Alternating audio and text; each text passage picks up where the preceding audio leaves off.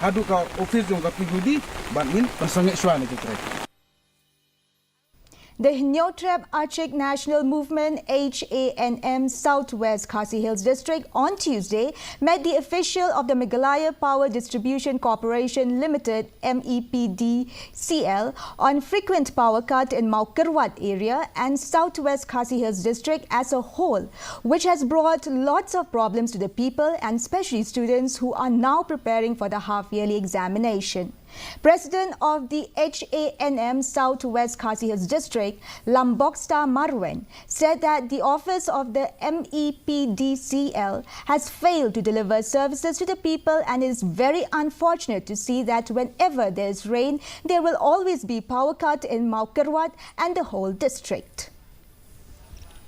Bawan tanguslap memalah gini kisngi kibeladap kalat kayak kakha but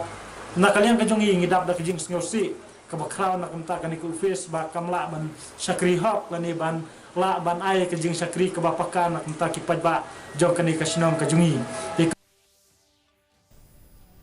Assam Rifles today have made a